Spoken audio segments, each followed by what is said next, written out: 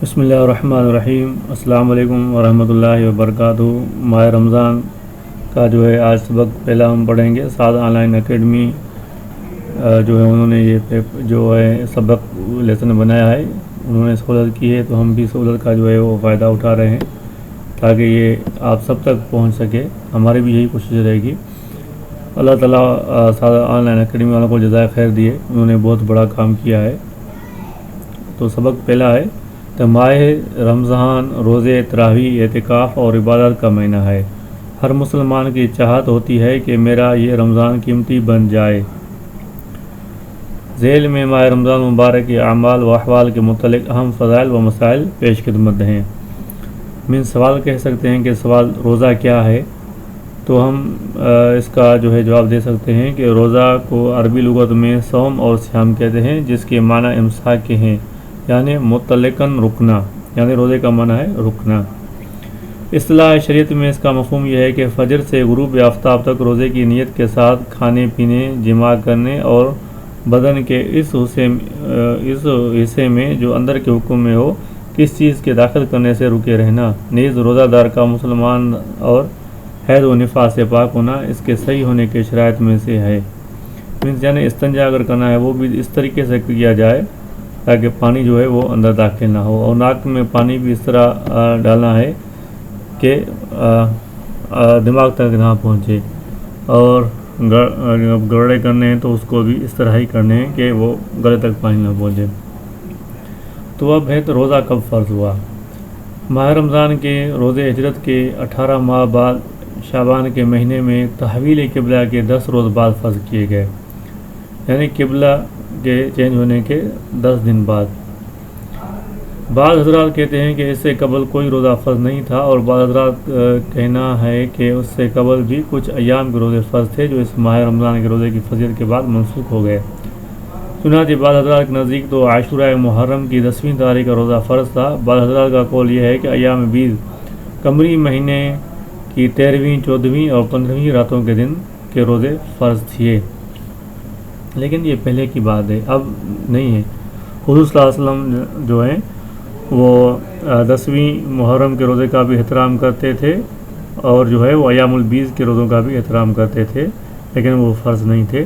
ایک مرتبہ جب حضور صلی اللہ علیہ وسلم نے 10 محرم کا روزہ رکھا تو یہودی کہنے لگے کہ یہ اب ہمارے مذہب پر آ رہے ہیں، تو حضور صلی اللہ علیہ وسلم نے کہا کہ اللہ کی قسم اگر میں گزشتہ سال تک زندہ رہا تو میں 2 روزے رکھوں گا۔ تو محرم کے جو ہیں وہ 9ویں اور 10ویں، یا 10ویں اور 11ویں 2 روزے رکھنے چاہیے۔ تو رمضان کے روزے کی فضیلت کی ابتدائی دنوں میں بعض احکامات بہت سخت تھے۔ مثلاً غروب آفتاب کے بعد سونے سے پہلے کھانے پینے کی اجازت تھی، مگر سونے کے بعد کچھ بھی کھانے پینے کی اجازت نہیں تھی، چاہے کوئی شخص بغیر کھائے پیے ہی کیوں نہ سو گیا ہو۔ اسی طرح جماع کسی بھی وقت اور کسی بھی حالت میں جائز نہ تھا، مگر جب یہ احکام مسلمانوں پر بہت شائع گزرے اور ناکام کی وجہ سے کئی واقعات بھی پیش آئے تو یہ احکامات منسوخ کر دی گئے اور کوئی سختی باقی نہ رہی۔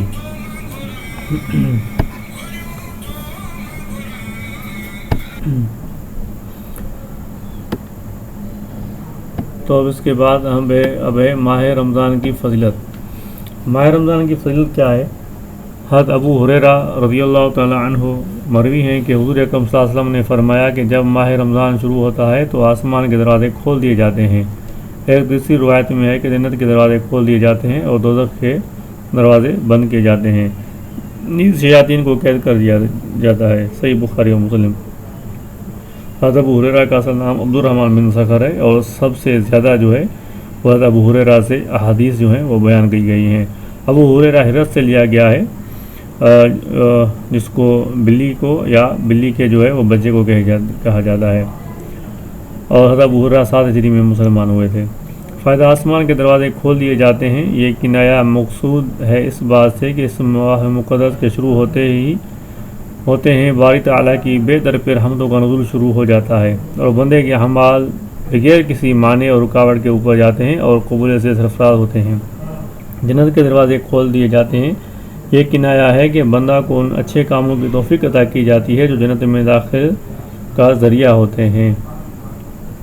دوزخ کے دروازے بند کر دیے جاتے ہیں، یہ کنایہ ہے کہ روزہ دار ایسے کاموں سے بچا رہتا ہے جو دوزخ میں داخل ہونے کا باعث ہوتے ہیں، اور یہ ہے روزہ دار کبیرہ گناہوں سے محفوظ و معمون رہتا ہے، اور جو صغیرہ گناہ ہوتے ہیں وہ اس کے روزے کی برکت سے بخش دیے جاتے ہیں۔ سبحان اللہ۔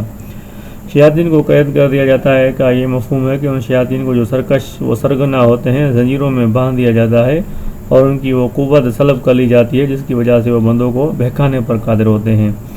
اب یہ بات ہے کہ جو روزے دار ہیں وہ کس دروازے سے جنت میں داخل ہوں گے، تو باب الریان روزے داروں کا جنتی دروازہ ہے، اور سہل بن سعد رضی اللہ تعالیٰ عنہ کہتے ہیں کہ حضور اکرم صلی اللہ علیہ وسلم نے فرمایا کہ جنت کے 8 دروازے ہیں، جن میں سے ایک دروازہ ہے جس کا نام ریان رکھا گیا، اور اس دروازے سے صرف روزے داروں کا داخل ہی ہو سکے گا۔ بخاری و مسلم یہ جو ہے حدیث میں روایت ہے۔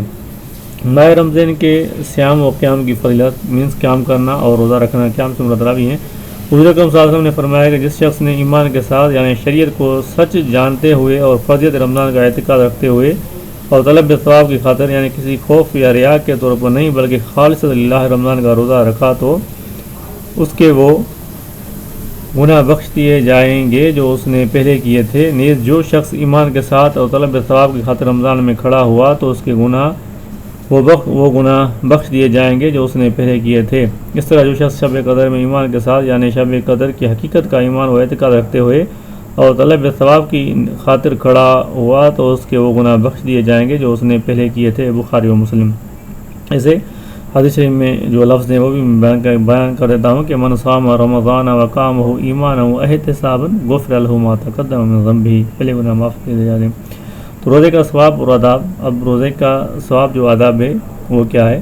حضور اکرم صلی اللہ علیہ وسلم نے فرمایا کہ بنی آدم کے ہر نیک عمل کا ثواب زیادہ کیا جاتا ہے، اس طور پر کہ ایک نیکی کا ثواب 10 سے 700 گنا تک ہوتا ہے، اور اللہ تعالیٰ فرماتے ہیں کہ مگر روزہ کہ وہ میرے ہی لیے ہے اور میں ہی اس کا اجر دوں گا، یعنی روزہ دار اپنی خواہش اور اپنا کھانا صرف میرے لیے ہی چھوڑتا ہے۔ روزہ دار کے لیے 2 خوشیاں ہیں، للصائم فرحتان، فرحۃ عند افطارہ و فرحۃ عند لقاء ربہ۔ روزہ دار کے لیے 2 خوشیاں، ایک خوشی تو روزہ کھولنے کے وقت اور دوسری خوشی ثواب ملنے کی وجہ سے اپنے پروردگار سے ملاقات کے وقت۔ یاد رکھو روزہ دار کے منہ کی بو اللہ کے نزدیک مشک کی خوشبو سے زیادہ لطف اور پسندیدہ ہے، اور روزہ ڈھال ہے، لہذا جب تم میں سے کوئی شخص روزہ دار ہو تو وہ نہ فاحش باتیں کرے اور نہ بےہودگی کے ساتھ اپنی آواز بلند کرے، اور اگر کوئی نادان جاہل اسے برا کہے یا اس سے لڑنے جھگڑنے کا ارادہ کرے تو اسے چاہیے کہ وہ کہہ دے کہ میں روزہ دار ہوں۔ بخاری و مسلم۔ اب روزہ دار کے لیے سفارش۔ حضور اکرم صلی اللہ علیہ وسلم نے فرمایا کہ روزہ اور قرآن دونوں بندہ کے لیے شفاعت بنیں گے۔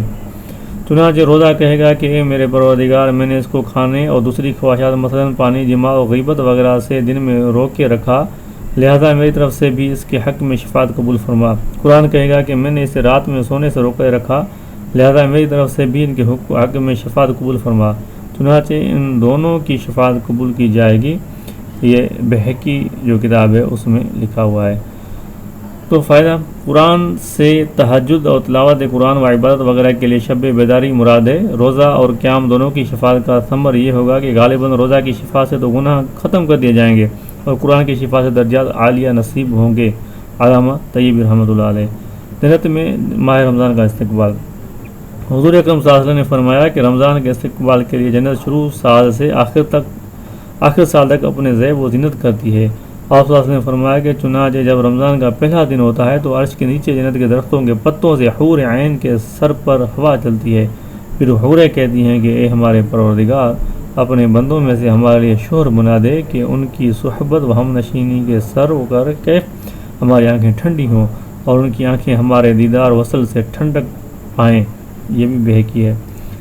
فائدہ، شروع سال سے مراد محرم کا ابتدائی دن ہے، لیکن یہ بھی بعید نہیں کہ جنت و رمضان کے اعتبار سے شروع سال سے مراد شوال کا ہی ابتدائی دن ہو۔ ایک روایت میں ہے کہ آپ صلی اللہ علیہ وسلم نے فرمایا کہ جو بندہ رمضان میں روزہ رکھتا ہے تو اس کے ہر دن کے روزے کے بدلے میں اسے موتیوں کے خیمے میں حور عین میں سے ایک زوجہ عطا کی جاتی ہے، جیسا کہ ارشاد ربانی ہے، حور مقصورات فی الخیام۔ دوستو، تو آج ہمارا یہ جو ہے وہ لیکچر یا ٹاپک یا لیسن تھا وہ کمپلیٹ ہوا۔ تو انشاءاللہ جو ہے وہ نیکسٹ جو لیسن 2 ہے وہ انشاءاللہ ہم اگلی جو ہے قسط میں بیان کریں گے۔ اوکے، دعاؤں میں یاد کیجیے، اور اگر برا نہ سمجھے تو میرے چینل کو لائک اور سبسکرائب کیجیے۔ اوکے، دعاؤں میں یاد کیجیے۔ اللہ حافظ، السلام علیکم۔